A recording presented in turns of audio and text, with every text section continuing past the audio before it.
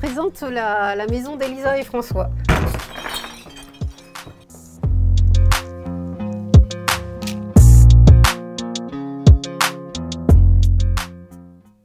Effectivement, l'idée de l'habitat inclusif, c'est intégrer quelques personnes au sein d'un même logement et leur apporter une aide déjà sur place, qui est en fait l'aide à la vie partagée. Et donc c'est une forme d'animation, c'est-à-dire on s'occupe de faire les repas comme à la maison en fait, et des activités un peu plus ludiques ou des activités un peu santé éventuellement qu'on pourrait mettre au point aussi. Et tout ça voilà, réuni pour que les gens vivent dans de bonnes conditions. J'ai eu l'idée du projet en voyant la maison. Je suis passée, j'ai vu les panneaux à vendre et du coup tout de suite je me suis dit mais en fait ça serait l'endroit idéal pour monter une colocation de personnes âgées. Alors pour mettre en place ce projet, je suis allée voir assez rapidement la CCI de Foix qui effectivement m'a apporté un accompagnement précieux. On accompagne les gens de A à Z, c'est-à-dire de l'idée jusqu'à la concrétisation et suivi 3 ans après la création.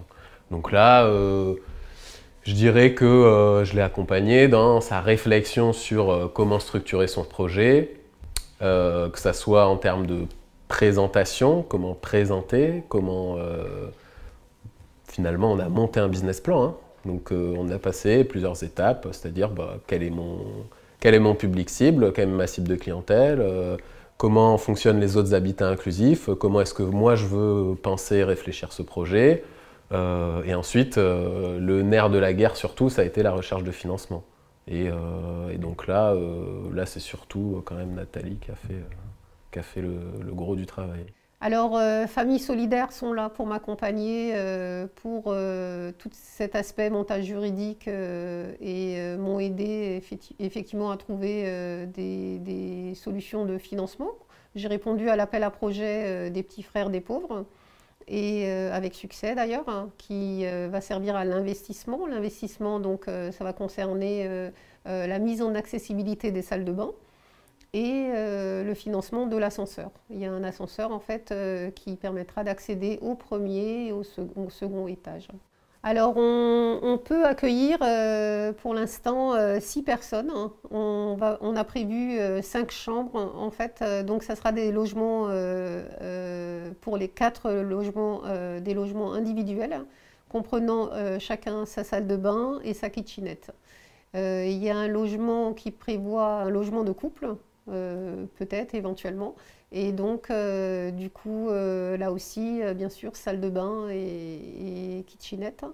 La vie quotidienne c'est un peu comme à la maison, on prépare ses repas, on va faire les courses, chacun fait un peu ce qui lui semble bon et on s'organise. Là on est plusieurs, c'est-à-dire il y a 5 personnes ou 6 personnes et en fait, il y aura une animatrice ou un animateur de la vie partagée qui viendra tous les jours pour aider au fonctionnement de cette communauté. Verdun Les Arts, l'association, qui est l'association qui s'occupe de l'animation en fait, au sein de l'habitat inclusif, a décidé dans un premier temps de mettre en place des ateliers à l'intention des personnes isolées sur le territoire. Et tout ça s'est accompagné par un appel à projet qui a été obtenu de la CARSAT et de ses partenaires. Il y a l'atelier cuisine santé le mercredi avec Gerda et moi-même. Toutes les deux, on s'intéresse beaucoup à la cuisine santé. L'idée, en fait, c'est vraiment d'apprendre à cuisiner sainement et Gerda, avec toutes ses qualités spécifiquement de biologiste, nous apporte un plus énorme. J'adore le pain au levain, mais il y a des gens qui n'aiment pas. Moi, c'est le pain qui est le plus sain, parce qu'il est vivant. Ça se cuit aussi à un feu très, très lent, beaucoup plus lent. Concernant les ateliers yoga, donc c'est toujours Gerda qui s'en occupe. Elle est prof de yoga et elle fait ça très bien. Un jour alors, je me suis rencontrée avec Nathalie et elle m'a parlé de son projet. Et bon, il y avait quelque chose d'overlap. La cuisine santé, elle voulait aussi faire des ateliers de yoga.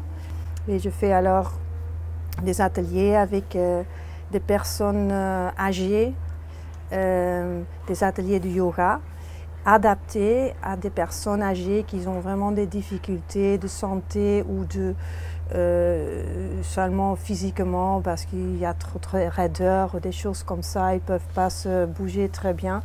Et les ateliers cuisine santé, c'est autre chose, c'est très vivant, beaucoup de gens, beaucoup des idées, on mélange, on improvise et chaque fois il y a un très bon repas. J'ai toujours des choses qui ne sont pas prévues. Les ateliers du jeudi, alors, c'est le matin la permaculture avec Ninon. Ninon est professionnelle, elle a suivi une formation et donc elle est très heureuse de réaliser ces ateliers avec nous. Et l'idée, c'est de développer ce concept un peu plus en avant. Et donc, il s'adresse essentiellement à des personnes sur le territoire. Donc les branchages, le BRF, les feuilles qu'on a là-bas, qu'on a récupérées aussi. Les modes qu'on a récupérés. J'ai monté ma petite entreprise Hortalia qui me permet de proposer et du conseil en jardin, donc du coaching jardin aussi pour permettre à mes clients et futurs clients d'être autonomes un petit peu au jardin et de se former un peu à la permaculture, puisque c'est un peu le cœur de mon projet et de la façon dont je fonctionne dans le jardin, donc l'écologie, la permaculture. Et ensuite, je propose des ateliers, donc jardin et permaculture. Alors là, ici, c'est à Verdun, je peux en proposer ailleurs. Là, donc c'est pour un public de personnes âgées et du coup, on intervient, on fait une partie de l'atelier à côté de la mairie. On fait un petit résumé de toutes les couches pour la butte sandwich qui ne se mange pas, mais avec laquelle... Mercredi après-midi, on a un atelier balade qu'on a mis en place assez récemment, en janvier. Et l'idée, c'est que les gens qui souhaitent se promener, discuter un petit peu, partager leurs connaissances, puissent se retrouver et passer un bon moment ensemble durant 2 heures.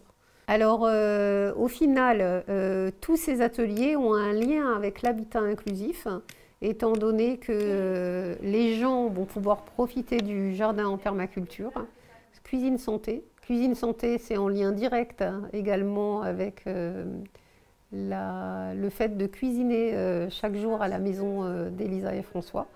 L'idée, en fait, avec une cuisine de qualité, c'est de se tenir en bonne santé.